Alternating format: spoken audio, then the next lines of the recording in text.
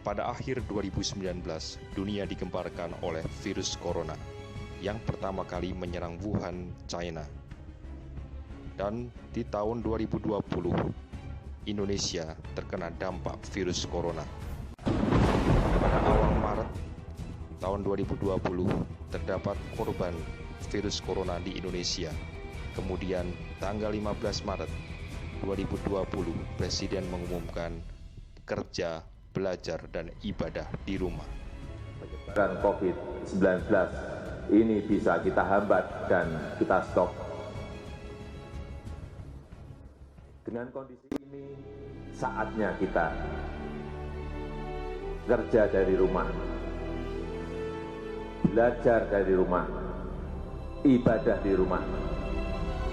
Dan seketika itu, anak-anak sekolah, para pekerja, semua melakukan aktivitasnya di rumah.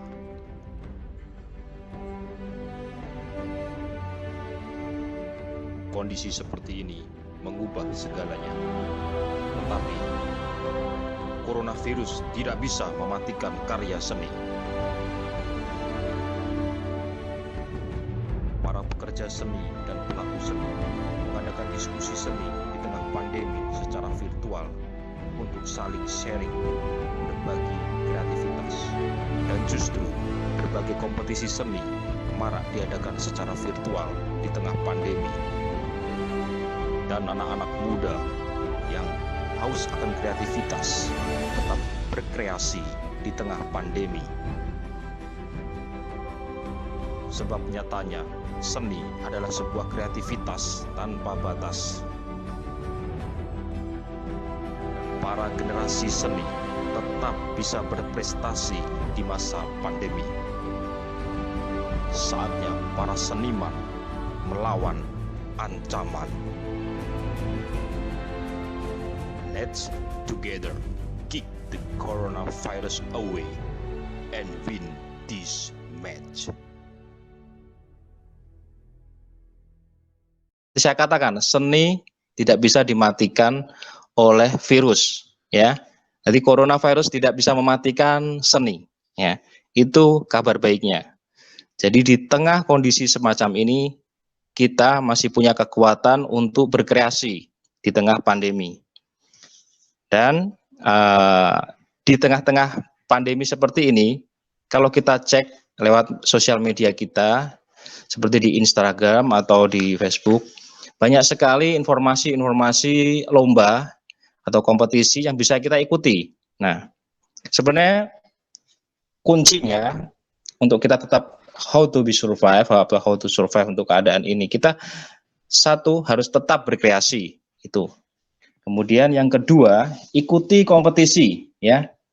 Kalau mungkin dulu sebelum corona, kita mau lomba itu pasti kita, kalau yang di lingkungan sekolah atau kampus, harus berjuang dari tingkat kota atau lingkungan yang lebih pendek. Baru kita kalau lolos kota, juara tingkat kota, baru tingkat nasional atau provinsi. Nah, tetapi dengan keadaan ini, kita bisa shortcut, ya. Banyak lomba-lomba yang langsung tingkatnya nasional, ya. Ada contohnya, ya. Kebetulan kemarin saya iseng-iseng saja, ya, boleh dikatakan iseng-iseng, saya mengikuti lomba yang diadakan oleh produsen bir, ya, draft beer.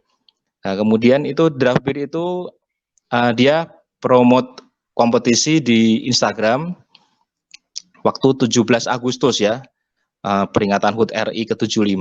Jadi dia ingin mengumpulkan kreator-kreator yang ada di Indonesia, nggak cuma seni rupa, jadi boleh seni musik, bahkan seni memasak atau kuliner. Itu kita semua diadu dalam acara draft beer competition itu.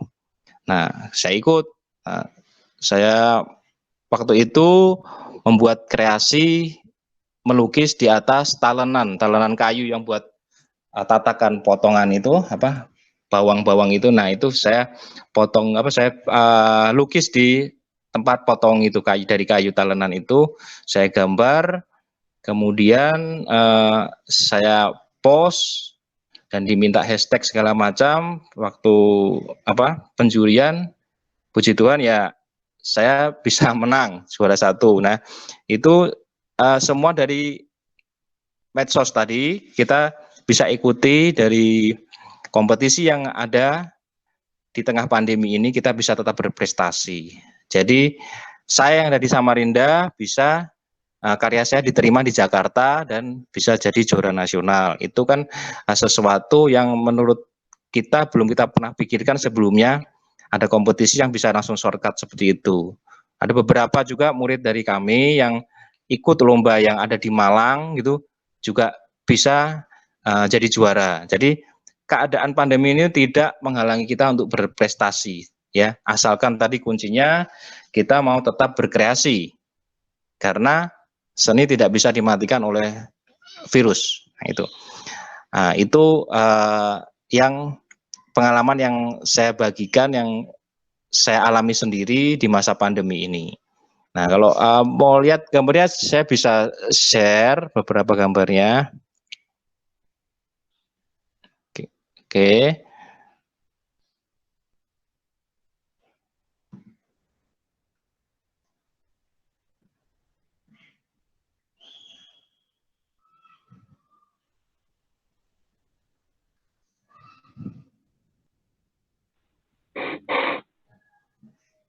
Nah, ini ya, saya mencoba menggambar di atas talenan dengan tema, dengan produk birnya itu, kemudian saya gambar itu dengan akrilik, dan hasilnya seperti ini ya. Nah, di belakang background saya buat angka 75, waktu itu peringatan Hari HUT RI ke-75. Nah, karya ini kebetulan jadi pemenang ya. Itu informasi dari panitia seperti itu. Nah, dan saya juga mengadakan workshop menggambar dari kopi ya. Nah, kopi ini saya menggambar pakai media kopi. Nah, ini media lukis pakai kopi seperti ini. Nah, biasanya kalau kopi dipakai orang buat teman lembur ya, minum. Tapi kalau saya, karena saya nggak ngopi ya, saya nggak minum kopi, jadi kopi itu saya pakai buat gambar ya. Jadi kalau kopi saya pakai buat gambar. Nah, ini workshop untuk online ya, menggambar online dengan media kopi. Nah, oke. Oke, kembali untuk kembali tadi contoh karya yang saya ikut lombakan, yang ikut perlombaan dalam kompetisi di masa pandemi ini ya, dengan tema tetap berkreasi di masa pandemi. Kemudian kita juga bisa membuat karya itu, kita tidak hanya untuk koleksi di rumah, tetapi kalau kita sudah membuat karya, ada beberapa akun Instagram yang dia khusus untuk menjual karya-karya seni ya. Kebetulan kemarin saya lihat ada di Ranah Art, itu juga kita bisa berkarya, karya kita difoto, kemudian kita hubungi panitianya, dan kemudian karya kita diposting di situ. Nanti harga itu dari kita, jadi kita bisa berjualan karya kita lewat akun itu. Yang saya ikuti Ranah Art itu, nanti kalian bisa lihat Ranah Art itu. Di situ bukan cuma seni rupa, ada seni fotografi juga ya, dan digital pakai digital art itu juga ada, yang pakai komputer, manual boleh, digital boleh, fotografi boleh. Jadi semua artwork bisa dipamerkan secara virtual di situ dan bisa dibeli oleh buyer. Nah, itu salah satu supaya kita bisa tetap survive, salah satu metode ya, supaya kita tetap survive di masa pandemi itu. Dan semacam diskusi ini, diskusi seni, itu marak sekali ya, baik dari institusi, kampus-kampus itu, yang kampus seni, kampus desain, itu mengadakan sharing diskusi virtual semacam ini. Ya, gunanya untuk kita saling berbagi informasi, kita saling berbagi pengalaman, dan tetap membuat kita selalu memiliki energi positif untuk berkesenian, ya. Nah, itu gambaran tentang keadaan saat ini. Kita harus tetap survive. Kemudian kita harus bisa memanfaatkan situasi ini, ya. Situasi semacam pandemi ini bukan hanya kita sebagai penonton, bukan hanya tukang nyimak, ya, tetapi kita bisa jadi pelaku, dan kita bisa memanfaatkan situasi ini untuk bergerak di bidang seni, di bidang kreasi. Nah, kita bisa bikin hal-hal yang di sekitar kita bisa bermanfaat, mungkin bagi orang banyak. Nah, contoh beberapa proyek yang kemarin kan ada dari kita ingin membuat sesuatu dari barang yang tidak terpakai menjadi bermanfaat di situasi pandemi ini, dan barang tersebut kita makeover untuk menjadi situasi bermanfaat untuk situasi keadaan pandemi seperti ini. Do it yourself. Nah, kita membuat DIY itu kita membuat barang-barang dari kayak seperti kaleng bekas, cat, kemudian kita konstruksi itu, kita desain. Tentunya kalau kalian kemana-mana saat ini, di depan warung, di depan semacam toko atau supermarket, pasti ada yang namanya tempat cuci tangan, ya kan? Nah, kemarin waktu anak-anak ingin membuat sesuatu dari barang bekas, nah biasanya anak-anak itu membuatnya seperti kerajinan kriya, semacam misalkan kap lampu atau pot atau apa dari yang biasa itu. Nah, saya berpikir kepada anak-anak, waktu itu anak-anak ikut lomba nasional DIY, do it yourself. Saya berpikir, saya panggil anak-anak itu, saya ajak diskusi, ayo kita buat sesuatu dari barang bekas yang itu bermanfaat dan ada nilai seninya tentunya, ya. Bukan hanya bermanfaat saja, tapi ada nilai seninya. Nah, saya kumpulkan anak-anak itu, kemudian saya ajak mereka mengumpulkan seperti kaleng bekas cat, kemudian saya minta itu jadikan semacam safety container washing, ya, untuk cuci tangan di masa pandemi ini. Tetapi itu tidak sekedar cuci tangan aja, tidak sekedar wadah galon isi air, ada keran gitu saja, tapi itu digambar, ya, ada gambarnya. Nah, itu kita ikut lomba nasional untuk do it yourself itu. Lombanya di Jakarta. Nanti pengumumannya akhir bulan ini.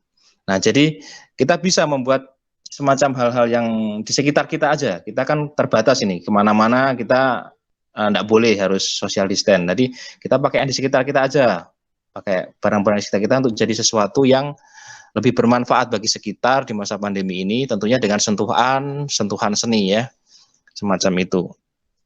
Nah, hal-hal semacam itu yang kita perlukan di masa situasi pandemi ini.